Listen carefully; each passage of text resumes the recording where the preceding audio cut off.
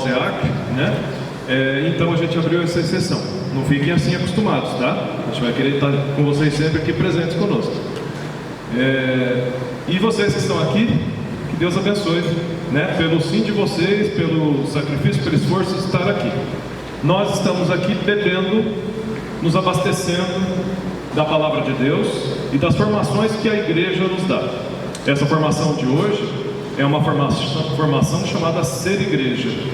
E o querido Padre Maurício, ele já vinha preparando essa formação há um tempo, né? Aí veio a pandemia, que acabou impossibilitando de ter essa formação presencial. E agora que nós estamos retomando as atividades presenciais, graças a Deus, a gente vai poder ter essas formações presenciais, formações que nos levam a um crescimento muito grande como cristão, como católico apostólico. Quer falar uma coisa? Então, como tudo nas equipes de Nossa Senhora, como bons cristãos, a gente vai iniciar invocando a Santíssima Trindade, o Espírito Santo das Eis, né?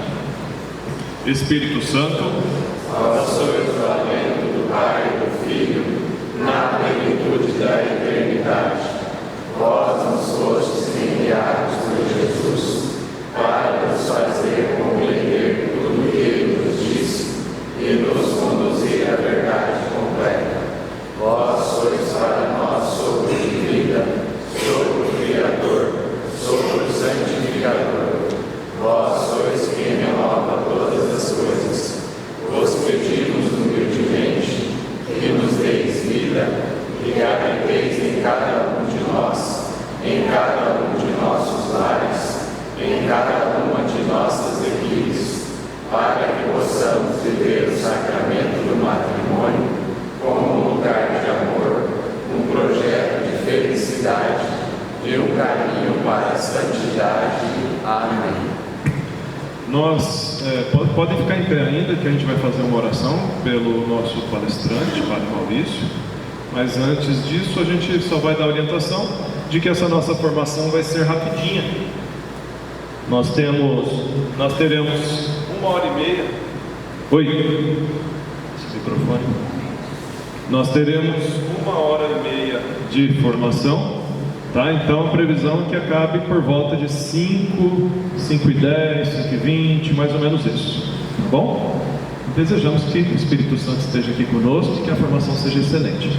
Agora nós convidamos para cá nosso querido Padre Maurício, que vai nos dar essa palestra. E como é que a gente dá aquela motivação para ele?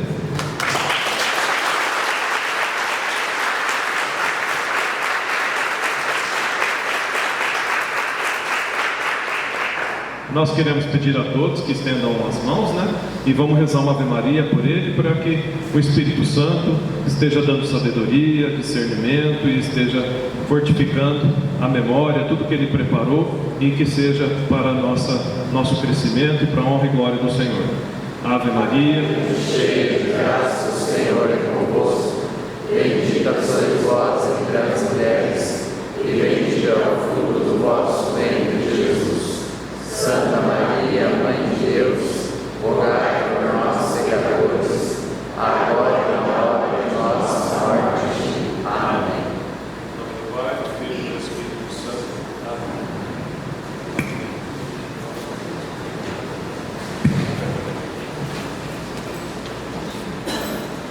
Então, boa tarde. Então veremos, né, nesta tarde, fiquei pensando, né, nessa pandemia, já tinha sido feito um convite, como o Johnny bem recorda, e depois eu fui pensando, né, como nós vamos trabalhar esse tema Ser Igreja, focando de fato naquilo que é pertinente a cada um de nós, né, como casal, como família. E um tema muito debatido nos últimos anos, mas que é há décadas já, é o tema então da nova evangelização.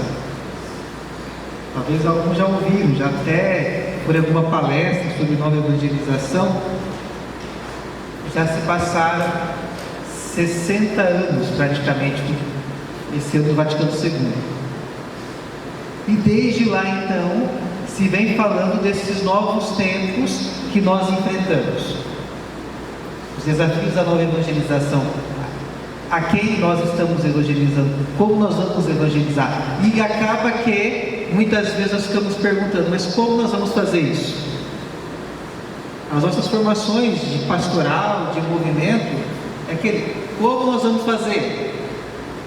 Quem tem a receita?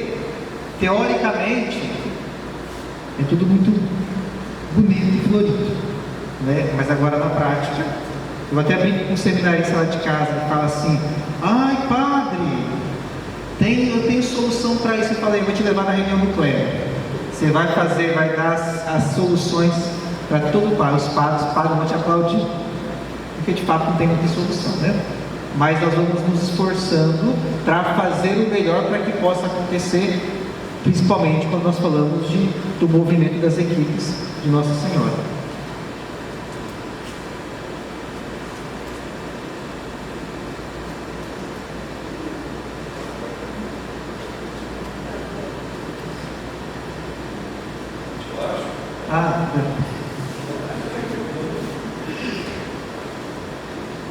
Então, aqui, como eu digo, né, a nova evangelização vem sendo trabalhada já e questionada desde o Vaticano II. Essa nova igreja, né, a nova eclesiologia do qual nós vivemos hoje. Aqui nós temos uma carta apostólica em forma de moto própria, não coloquei ela inteira aqui, só algumas partes, ainda já do Bento XVI, né?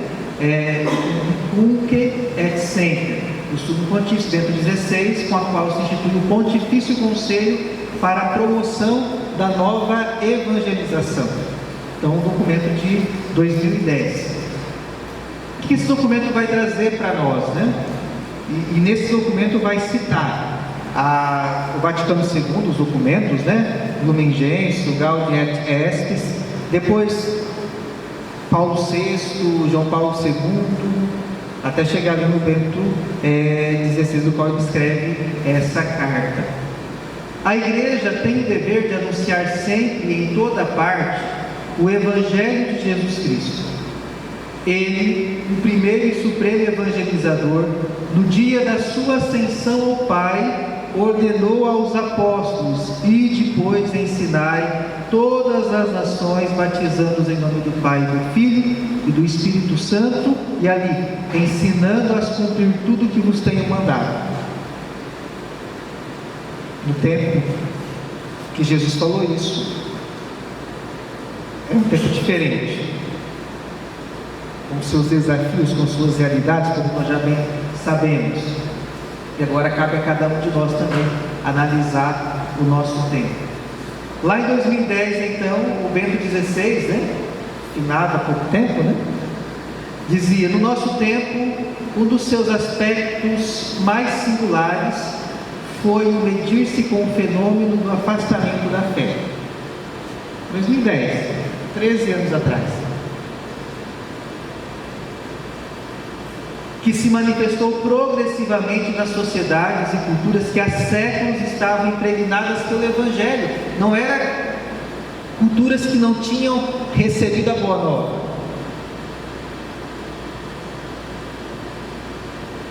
Eram pessoas que deduzimos que eram catequizadas, e que se foi perdendo, então, eles foram se afastando, foram que se tornando morna na fé delas. As transformações sociais às quais assistimos nos últimos decênios têm causas complexas que afundam as suas raízes no tempo longínquo e modificam profundamente a percepção do nosso mundo.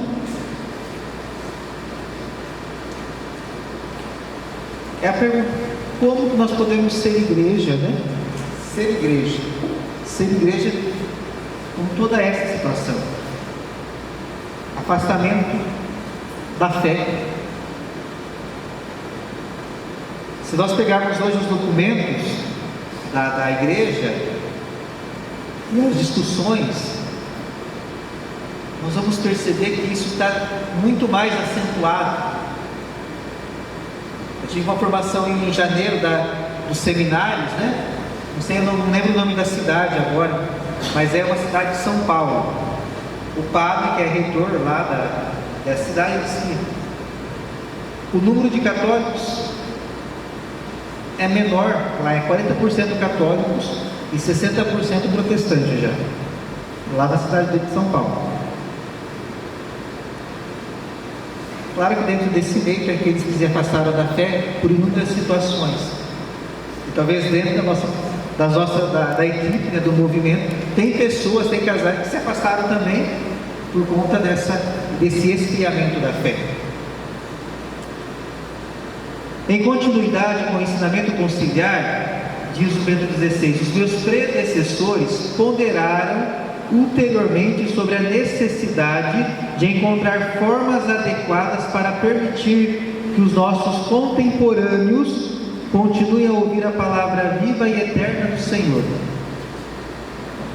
Nós insistimos ainda, nós não paramos.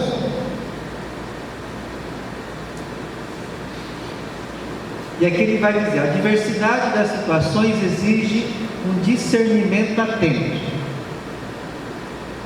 Quando a gente fala de equipe, a gente fala de perceber, da entreajuda, dentro do movimento ali, de captar, né, aquilo que está acontecendo. É também dentro da equipe é um discernimento atento.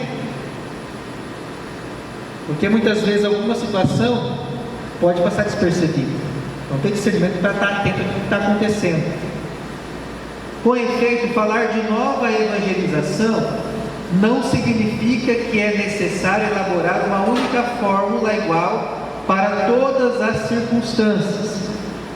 E todavia não é difícil compreender que aquilo que tem necessidade, todas as igrejas que vivem em territórios tradicionalmente cristãos, é um renovado impulso missionário, expressão de uma nova e generosa abertura ao dom da graça. Então ele diz ali, né? Não existe uma única fórmula. Ai, se existisse, né? Que abrangesse a todos, mas não existe. Nós somos diversos, né? Nós estamos aqui dentro aqui, a sua equipe, cada equipe é diversa. Tem o mesmo esqueleto ali, mas cada um é diferente um do outro, cada equipe. Então não há uma fórmula para a nova evangelização. Vamos fazer isso que vai dar certo em todos os lugares, né? Não vai. Nós estamos nas nossas paróquias, né? Tem coisa que funciona numa paróquia, mas tem coisa que, se você for trabalhar em outra paróquia, não vai funcionar, porque cada realidade é uma. Então não existe fórmula pronta. É necessário de fato esse impulso missionário que marca a igreja desde que é a igreja. É esse impulso da ação do Espírito Santo. Efetivamente, não podemos esquecer que a primeira tarefa consistirá sempre em ser dócil à obra gratuita do Espírito do ressuscitado, que acompanha quantos são portadores do Evangelho e abre o coração daqueles que se põem à escuta, para proclamar de modo fecundo a palavra do Evangelho. Exige-se, sobretudo, que se viva uma profunda experiência de Deus.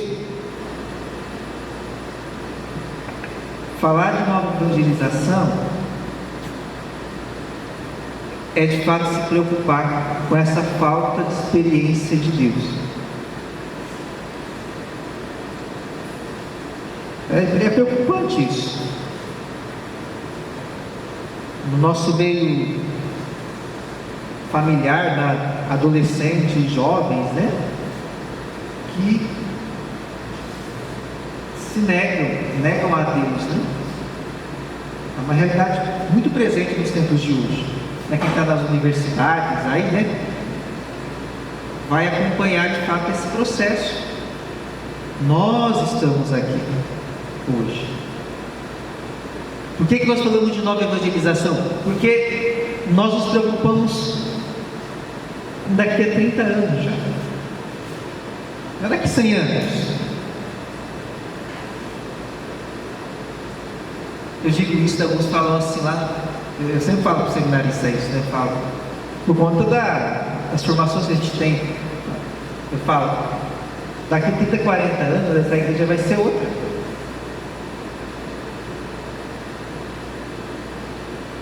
vamos olhar para o número de filhos, né? Que cada um tem hoje. É 1, 2 no máximo. Diferente de outras realidades que eram 15, 16, depois 6, 7. Nova evangelização. Ele fala: ah, padre, mas o senhor não tem esperança. Mas não é de não ter esperança, é de ler os sinais dos tempos. A igreja, se nós pegarmos a palavra de Deus, a Sagrada Escritura, não tinha mãe de nada naquela época também, né? Para poder prever as coisas.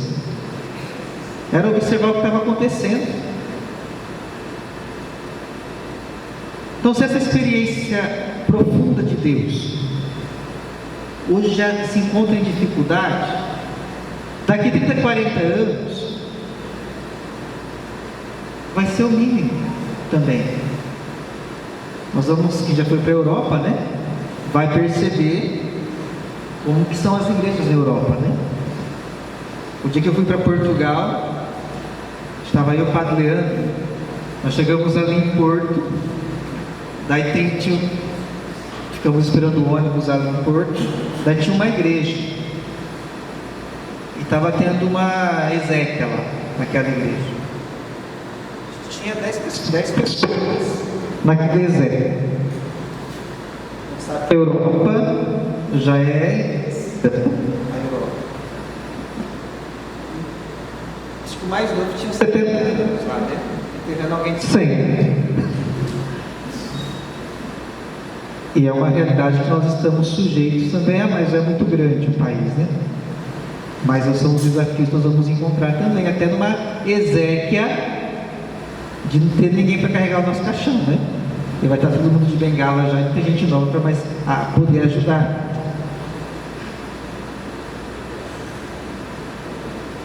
É os desafios que nós vamos encontrando. E porque cada vez mais também há esse afastamento, né? Em 2010 o Papa Bento XVI dizia isso. Daí depois disso veio a pandemia para poder interferir nesse processo também de nós estávamos fazendo um caminho e depois a pandemia nos freou, andamos para trás, infelizmente, começamos tudo novamente do zero. E se nós como equipistas não tivéssemos insistido de fato naquela época do virtual ainda, com certeza também, se hoje nós temos 13 equipes de base, nós teríamos ficado pela metade também, naquele tempo. A evangelização atual. A nova evangelização interpela todos, realizando-se fundamentalmente em 3 âmbitos: da pastoral ordinária, dos batizados que não vivem e daqueles que não conhecem e que recusam o Evangelho. Então está lá no Evangelho Gáudio, no número 14. A nova evangelização necessita de uma catequese querigmática e mistagógica como caminho de formação e de amadurecimento que implica tomar a sério cada pessoa e o projeto que Deus tem para ela, ali no número 160 da Evangelho Gáudio. Daí nós falamos, qual que é o projeto da igreja hoje? Qual que é o projeto da igreja? Que nós, como aqui na Diocese de Moarama, já nem sabemos o que vamos fazer mais. Que é a iniciação à vida cristã, né? Muitos participaram dos encontros aí diocesanos e que nós também deveríamos colocar também dentro da equipe. O que é a iniciação? É viver de fato o batismo. Então, trazer, né? Lembrar, né? Até porque tem um casal, é um casal, mas tem uma família também, né? Tem os filhos, tem os netos, e do qual nós devemos cultivar essa fé, a iniciação à vida cristã, que se inicia pelo batismo, né? Ali diz, os anos da pastoral ordinária, do dia a dia, não é no extraordinário. Quem que pegou a palavra de Deus essa semana? E leu o Evangelho da semana? Vamos pegar o evangelho de ontem. Jesus que sai, o ressuscitado, ele não aparece de forma extraordinária. Ele vai aonde está? O pessoal trabalhando, estão pescando. É no ordinário. Ele vai assar, está assando pão para comer. É no ordinário, não é no extraordinário. Nós pensamos muitas vezes que ele vai aparecer de forma mágica, né? Tipo no circo. Não é assim. Então todo esse processo acontece no ordinário, né? Essa nova evangelização no ordinário ali, e nós nos deparamos com o quê? Batizados que não vivem, e são quantos, né? Quantos batizados que não vivem o seu batismo, e que não conhecem e que recusam também. E esse número do que não conhecem e recusam o Evangelho tende a aumentar. Não é ser pessimista não, mas tende a aumentar. Então esse é o caminho que nós vamos fazer, dessa evangelização atual. No ano de 2013, e creio que nós temos participado também de toda essa preparação, o Papa convocou a terceira Assembleia, né? E o tema foi os desafios pastorais, família, no contexto da evangelização. E a partir disso teve esse documento aqui, que foi Instrumento Labores, o número 32, do qual se organizou para que depois desembocasse nesse documento, né, o Amoris Laetitia, em 2016, que fala sobre o amor na família. Então é essa preocupação, porque começa na família, começa com o casal equipista ali, que tem a sua família também. Então nós vamos adentrar um pouquinho esse caminho do que foi estudado em 2013 ali, a partir, né, e chegando nessa exortação apostólica. Então, o que é ser igreja, né? Você fala, mas eu já sei o que é ser igreja, né? Mas a gente tem que ficar sempre lembrando. Nós que somos cristãos católicos, né? A gente tem a palavra de Deus, a Bíblia é uma só. A liturgia das nossas igrejas tem um ciclo, ano A, B, C. Se o padre quiser fazer a homilia, ele tem a homilia para o resto da vida, né? Do ano A e B, C, porque nunca vai mudar esses 3 anos, sempre vai ser o mesmo. Então, nós devemos de fato nos focar. O que é ser igreja? Ser igreja é desenvolver-se no corpo de Cristo. Se desenvolver, entendendo que nós somos membros, né, desse grande corpo pleno. Ser igreja é comprometer-se com a família de Deus. E a família de Deus é quem? São todos os batizados.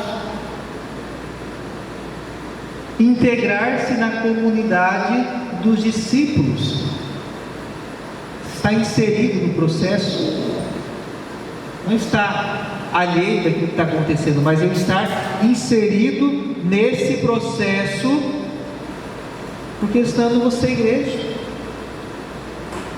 né? A gente fala, nós temos uma nova paróquia aqui em Umuarama, a paróquia Santo Expedito. Sabe onde é? Lá do Sonho Meu. Lá tem um espaço, lá não tem ainda liderança, lá falta muitos discípulos ainda.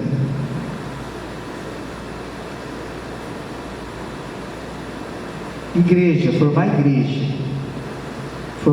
viva, pedra fundamental. Então, ser igreja é isso. Eu pertencer, ter a consciência que eu pertenço a Cristo. Eu sou de Cristo. E creio que nós, na nossa caminhada como movimento, nós vamos todos os pontos concretos de esforços, né, vai nos levando a isso. Porque nós temos algo precioso a buscar, que é a santidade, que é a salvação que a gente busca. Comprometer-se, eu creio que nós já fazemos esse caminho também de comprometimento, né, eu estar dentro do movimento, como casal, mas como família também, e me preocupo com o outro, né? Essa ação de se preocupar com o outro. E discípulo, nós somos convidados dentro do movimento a exercer uma ação pastoral dentro da paróquia também, né? Temos o nosso trabalho pastoral. Ah, mas é muita coisa. Mas tem hora que sobra tempo para jogar fora ainda, né? Tem que lavar roupa, tem que passar roupa, né? Eu sei. Os meus seminaristas que não fazem nada lá, dizem que não tem tempo para nada. Não é mais só. Estão cansados, mas vocês em trabalho, né? Estão cansados. Então, é o comprometimento, é se integrar. Ir à igreja, vamos ler aqui, ó. Leamos todo mundo juntos. Ir à igreja é necessário, mas ser igreja é essencial. Ser igreja é obedecer a Cristo em tudo. Não importa onde você esteja, Deus quer que você seja igreja. Onde nós estamos. Se nós formos olhar, né, aqui é a Perpétuo Socorro quando começou, né, numa tenda, né, não sei, uma igrejinha no meio do buraco assim, que era a Perpétuo Socorro. São Cristóvão, que montavam uma tenda no meio da rua lá, né, e rezavam também.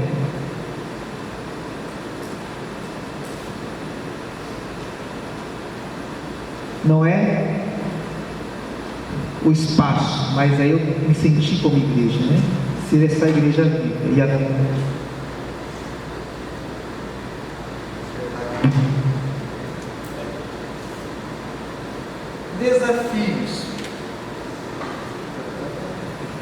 Desafios. Quais encontramos hoje dentro da família? O que muitas vezes impede de sermos padres e casais santos? O que a gente encontra dentro da família aqui? Os desafios dentro da família hoje? Não da família do vizinho, da tua família.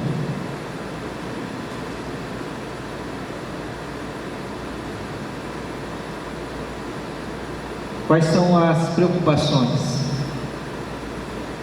A gente está vivendo uma situação tão triste, né? Desses ataques às escolas, né? Isso não causa medo? Os pais? Acho que o último ataque foi lá em Floresta, né? As ameaças lá que teve. Quais são os desafios, né, que nós encontramos hoje?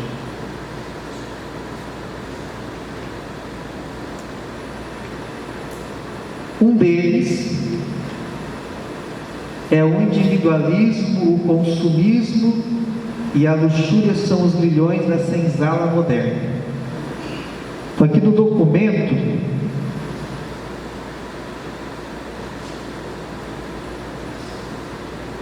vai trazer para nós assim do consumismo e do individualismo. Entre as várias pressões culturais sobre a família, mencionam-se de modo constante também o consumismo, que incide em grande medida sobre a qualidade das relações familiares, que se concentram cada vez mais no ter e não no ser. Para que tanta coisa, né? Tanto. A mentalidade consumista é mencionada em particular na Europa também em referência ao Filho